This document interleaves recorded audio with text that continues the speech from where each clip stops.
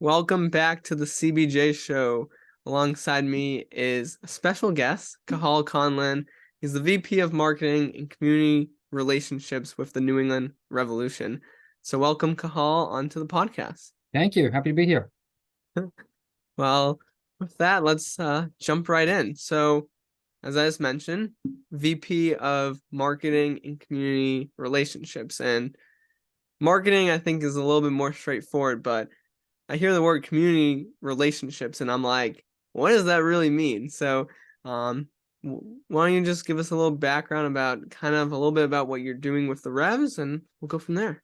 Yeah, so look, I'll start with the community piece first because you sort of hit on that, right? I think one of our brand pillars or one of the things we like to build on around our club is this idea of being communal, right? And that's not just having a charitable foundation. It's not just having donations, or it's more about this idea that, whether you're a player or a fan or the coach or the owner, or you work for the team, that you're all part of one bigger community, right? And that we're all pulling in the same direction. We're all part of the same battle, and that there's no barrier, sort of real or perceived, between any of us, right? And that's when we talk about community engagement, right, it's making sure that we're a good partner as a professional team in the area for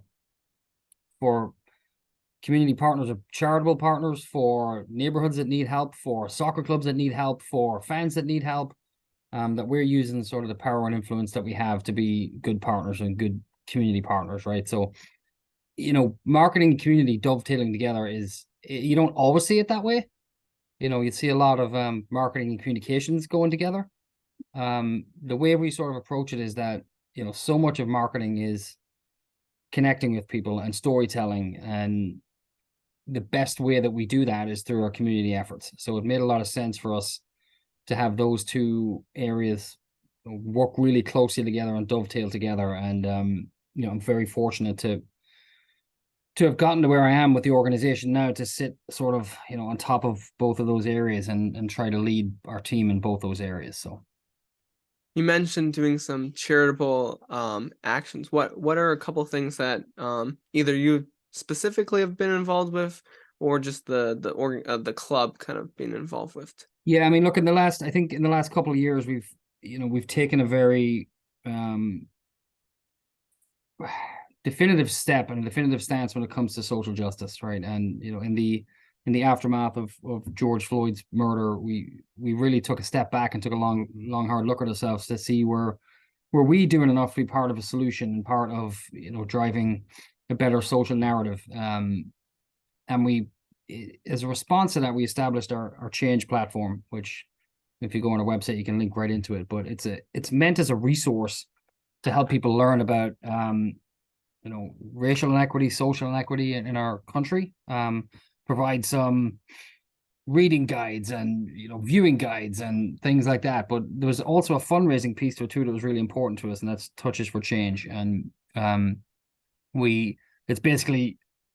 it's a fundraiser, like you would get people to sponsor you if you were doing a run or something like that. But we ask people to sponsor people to do a number of touches on a soccer ball every day for a week, and usually during Black History Month, right? And raise money. So that was one piece of it. We've been really successful in. The other piece was the Players Collaborative Fund, and I think this is first of its kind in MLS. But basically, a group of our players select a recipient bi-monthly that receives donate. So every second month we give away $20,000 to community organizations. And that's led by our players, driven by our players, supported obviously by the team. So I think those are two of the newer ones where we've been really progressive and really on the front foot. And another one that's really great, we just signed our unified team with Special Olympics Massachusetts unified team. We just signed our team for this year a couple of days ago, and that's always such a great event. They're going to play 2 games this year, home and away, which is awesome. And spinning out of that is Bowl for a Goal, right, which we haven't been able to do in a couple of years because of the pandemic. But that's your sort of typical celebrity bowling event, but all our players are there, all our coaches are there, and our Special Olympics athletes are there as well. So I think those are probably the most, some of the most impactful ones we've done. We've always taken the approach that we prefer to be a lot to some and not some to everyone, right? Like, because we can only stretch ourselves so thin. So we want to try and make as deep an impact as we can with the partners we choose to work with, instead of just piling on to somebody. And this is no disrespect to like a Dana-Farber, for example, right? Dana-Farber has so many donors, and rightfully so. They do incredible work, right? But can we, as the Revs, make more impact with a Dana-Farber or Binkies for Comfort, right? Which is a small operation making blankets for kids that are recovering from, cancer treatments in hospital, right? So that's sort of the way we try to approach it. But yeah, we've done a lot of really cool things in the last couple of years. Awesome. I've always been someone about with community service, if it's through scouting or with soccer. And I love to hear that the Revs make it a priority with their season. Hey, look, it's really important. And if anytime you've ever heard Mr. Kraft speak, right, philanthropy is always front of mind for him. Like, it's always, yes, he wants to win on the field, obviously, and they've been pretty good at that. But right next to that is, his philanthropy, and that family does amazing stuff, and not just money they donate, but how active they are and how generous they are with their time and the resources. And it's sort of, it's an expectation of us as the soccer club to do our part to maintain that tradition for the family. So it comes with a lot of sort of responsibility, but it's very, very rewarding. On the Rev side of things, a big change lately was changing to this new logo, which is this side. Yeah, yours a little bigger than mine today. Yeah. I know you had a little bit of a part of changing it from the old crayon flag to now this circle. Now it's been a year or so that it's happened, but just kind of what was a little bit of the thought process of changing the logo, and why did the organization want to? Yeah, I mean, look, it's not a step we took lightly, right? And we talked about it for a long time. When we looked at the club and all the changes that were happening, going back, let's call it 4 or 5 years, right? And the training center comes online, and you hire someone like a Bruce Arena, and you fill all your DP slots, and there's a lot of positive momentum around the team, and everything felt like it was moving forward and was trending forward, except our visual identity, and as we lovingly refer to it as the crayon flag, right? So we felt we needed to freshen that up. We felt we needed to make some sort of a change, but we didn't want it to be change for change sake. So we spent a lot of time on it, and I think it's probably 4 years start to finish, right? And we started out with internal research, and I polled all our internal staff and our internal sort of stakeholders and some fans, and then we took the next step to focus grouping and brought in different types of fans and asked them what, if not, it wasn't positioned as we're redesigning the Revs logo, it was what should a professional soccer club in New England look like, right? It wasn't specific to us. That's how we sort of started the conversations, and then we pivoted a little bit to get people's opinion on the Revs, right? And the two things we heard loud and clear were, one, that the logo had to be freshened up by the vast majority, and the second piece, even more strongly, was do not change the name of the team. Now, if you had asked me 4 years ago when I sort of started this project, should we have changed the name, I would have absolutely said yes. Like, New England Revolution screams 1996, and it's an Americanized name, and we should change it. And I could not have been more wrong. And I'm happy to say I was really, really wrong on that one, right? When you ask people about the name and why is it important, everything that this name represents and what the American Revolution represents to the people in New England is still really important to people here. And those the sort of qualities of why was it the people in New England who started the fight? Like, why was it here? What was it about us that made us be the ones to push back and start that fight, right? And that spirit is still very much alive today. So the challenge then is, okay, we're keeping the name because that's what fans told us, but they want us to have a different visual interpretation of it. So how do we marry all that together? And we then, you engage with an agency, and you spend another 18 months with the agency, and then you come up with what you hope is a really strong visual. And look, it's so subjective, right? Do people see it and react to it and like it or don't, right? And it's not important for me that everybody likes it. Obviously we want them to, and thankfully the vast majority have. What's important is that people at least understand the process and understand how we got to what we got to, right? So we wanted something that still had a unique shape. And if you take sort of the central piece of our logo, it does. It still carries that unique shape. It still has a lot of meaning tied directly back to the historical events. But it's a fairly modern feeling look logo to it. So, you know, we're really happy with how it came out. We know it's not for everybody. And, you know, certainly there's a crayon flag loyalists that are not, they're not super happy with it, but you know, you can't please everybody, but you have to be confident with that you took the right steps. And I think when we look around at some of our colleagues around MLS that had to rebrand and then quickly rebrand again, right?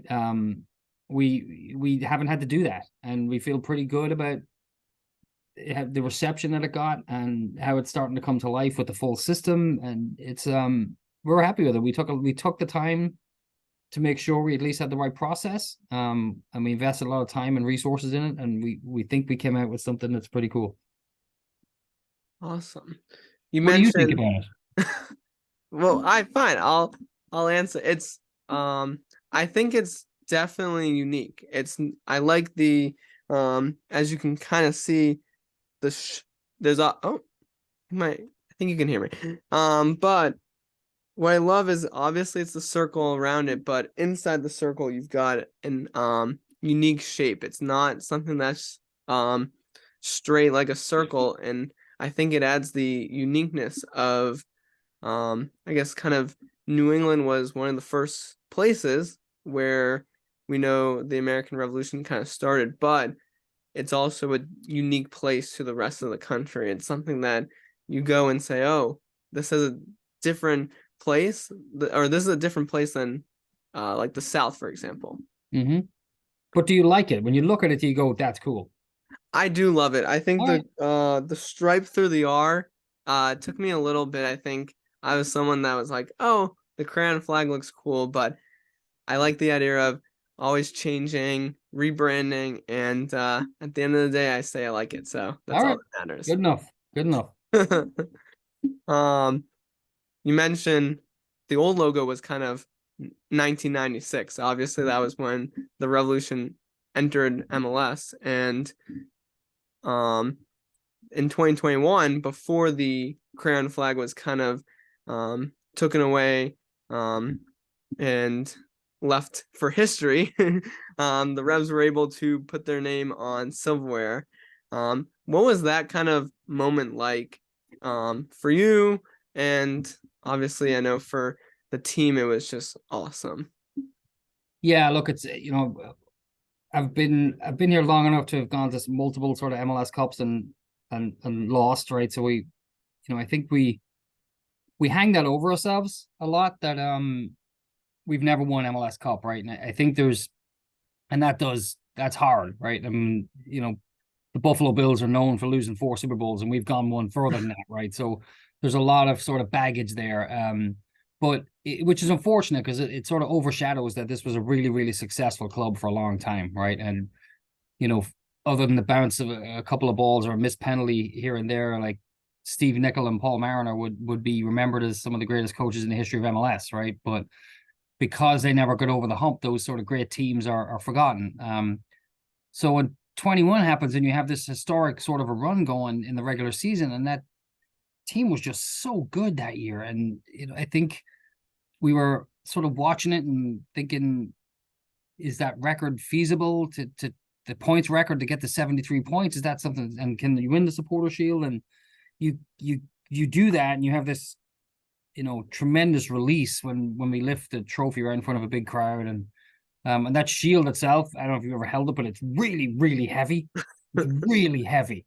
So it was just a real cool moment. Now, look, what's unfortunate again is that we followed up by losing the playoffs, right? And you know, that's sort of the sting, right? Is that you have this incredible high, you have the best team in the history of the MLS in the regular season that then has to sit around for 3 weeks and not play a game, and just never got going in that playoff game. We just never got going. And that's not an excuse. That's not to blame the layoff. It's just a fact, right? We just never got going. And it's sad now that team will always have that yeah, but attached to it. Like, you got 73 points, best season ever. Yeah, but bombed out in the first round of the playoffs, right? So that's it's always great to win trophies, right? That's what we're in it for. That's why we play the games.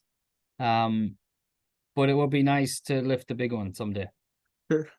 I recall I had Jeff Lemieux come on, and it was around the time of the off season after that season, and it was um tough to kind of, it was a tough pill to swallow, kind of remembering that. But now I think being a year back, seeing that a team like LAFC won both the Support Shield and the MLS Cup, and with the year the Revs are having, maybe they could be the team that could get over the hump of winning both if they keep up the playing they are doing. Yeah, and look, frankly, I think this team would be happy to just get in the playoffs and go on a run and win MLS Cup. Like, I don't think we care at this point how we do it. But there's a lot of talent in this team, you know, and I think we know about the players that have been there. Obviously, Carlos Gil is, you know, one of the best players in the league. And when you have him healthy, you have a chance to win every game you play. And I think if you look at some of the additions, you know, obviously people like Barrero, and if you can keep him healthy, he's dynamic. But in addition, like a Dave Romney is really, really solid, right? Just a solid MLS defender who knows how to defend, and that's, you know, a bit of a silly thing to say, but he's just a no nonsense, organized defender, experienced. You have this really solid backline and spine of the team up through Polster in the middle, and you add a Latif Blessing and a player like that, right? There's a really good spine. Petrovic, it's ridiculous to me that we sold Matt Turner and got better at goalkeeper. Ridiculous to me, but we did. So you have this really, really good nucleus that has been either in the league for a long time or has been together here for a long time, and then you sprinkle in bits and pieces like 3 18-year-olds that, like Noel Buck looks like he has been in MLS for years, right? Ejmir is dynamic, right? Jack Paniutu really confident on the ball. And this is sort of depth we're layering in now that we may not have had in the past, right? So when you do pick up knocks and injuries, it's not as damaging as it might have been in the past, right? You can carry a little bit more and you can go and win games. I don't think we've played particularly well yet this year. So to be sitting top of the conference when you haven't really played well is a decent spot to be in. I will say, as a fan, there's definitely been a lot of emotions with the past couple of games, good and bad. And it's so easy to get caught up if it's the referee or something, player That's why making you're a fan, mistake. right? That's what sports is. That is the love of sports, and it's interesting to hear from you. We've had a lot of broadcasters, people from sports, and the common theme is we love sports. That's why we're in this industry. And so it's always fascinating to hear the play-by-play announcers, but also people like you in marketing and other spots where you're still a fan, even if you're a part of the team in some way. But we all have one common theme, which is love for sports. Yeah, and look, it's a positive, and it's a really challenging piece of working in sports, right? Is that regardless of whether the team is good or bad, like our jobs have to get done regardless, right? And you know, there was a few lean years when I was first here, right? When I first joined the club, it was a wagon going to MLS Cup all the time, and then it sort of dipped, right? And we had this sort of end of the Steve Nicol period, and we were not really good at all. And that's hard to motivate your team to keep coming in. Like I think in 2011 we won 5 games all year, right? That's hard, right? It's a lot of hours, it's a lot of match days, and when you're coming in, your team is not very good. It's really hard to keep people motivated. On the flip side, like 21, when the team's really good, we also can't get complacent and take our foot off the gas and just rely on the team to do it, right? So we have to maintain and keep going, but we get this payoff every match day, right? And today is we're speaking on a match day for me, right? And we work hard and we bubble up to it, and then you get to kickoff and you get to like take a look around and see, you know, 15,000 to 20,000 people in the stands, all wrapped up in this thing that you work in, right? And that's the sort of difference, and that's why people choose sports to work in. That's why sports is so in such high demand, right? No matter what other product you sell, you don't get this ability to share it with tens of thousands of people at the end of the week, right? And live that emotion and feel it. And yeah, my job's a lot easier if our team is really good. That's a fact, right? It's a lot easier to market the best team in MLS regular season history, right? But the fundamentals don't really change. We have to keep We have to work hard day in, day out. And but we do sort of have that passion that goes along with it. And if we get a big crowd, look, tonight we're gonna have a good crowd in the building. If we get a good win, that's a really cool feeling. That's just sort of instant payoff that just other careers don't really get you. Well, a lot of times on this podcast and lately we've been ending with I'll say this first. I love talking with you. We could probably talk for hours about how the Revs are going and stuff, especially during the regular season. But A little more time. You don't have to say goodbye yet. That's up to you. but I know our viewers will start to get bored, so we like to keep the interview short. Okay. And I always love to throw a little bit of a curveball I love it. with how we end. So it's a little bit of a silly question, but the question is, if you were offered any job with the Revs, other than what you're doing for marketing, for one match day, and you could do a different role or something, would you have a preference of doing something else, or would you Manager. rather stay with marketing? Head coach. Head coach. We all think we know better. I think I know better than Bruce Arena, right? I think I know what the starting 11 should be on any given Saturday. And if it's not what I think it is, I'm like, oh God, why is he doing that? Right?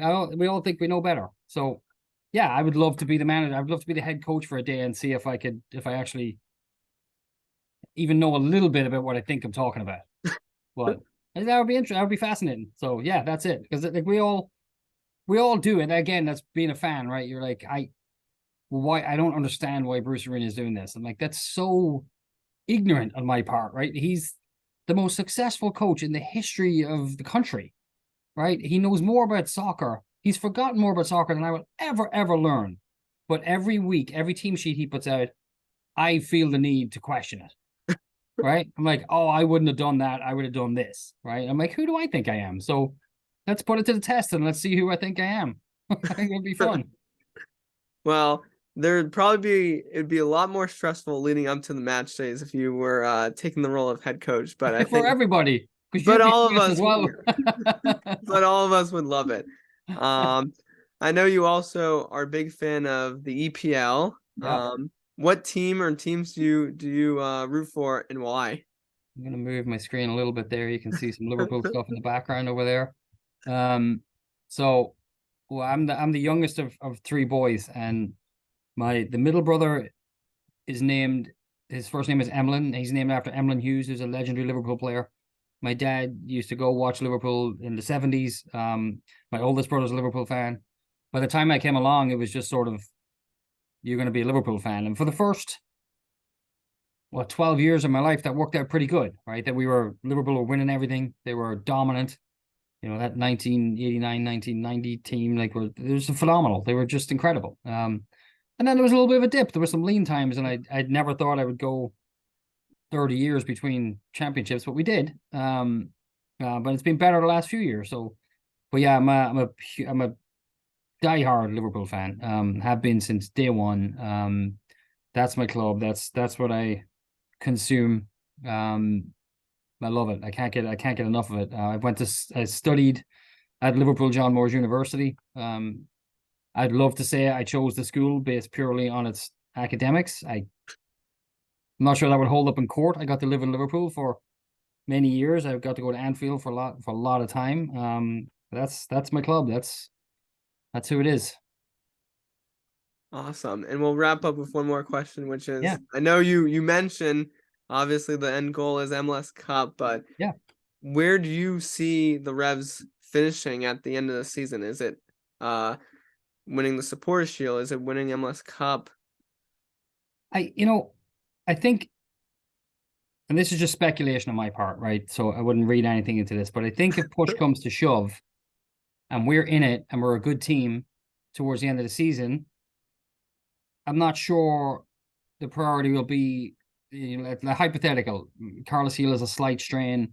We have a chance to go for the Supporters Shield, or should we rest him a week to be ready for the playoffs? We're going to get ready for the playoffs. So, MLS Cup will always be the goal. I think this team is deep enough, talented enough to make a serious run at it. I mean, there's the talent, again, it's all about health, and that's the same for every team, I know. But if you can keep Dylan Barrero and Gustavo Bo and Carlos Heel and Vrioni healthy, and then you sprinkle in some of the other attacking talent we have, and behind it is this sort of bedrock of Holster and Blessing and Romney, and whether it's Kessler or Farrell, and like and Petrovic at the back. You got a chance in every single game. So I think MLS Cup is a realistic target for this team. I mean, there's a few good teams in the league, of course, right? We all know who they are, but this team shouldn't fear anybody with some of the top end talent we have.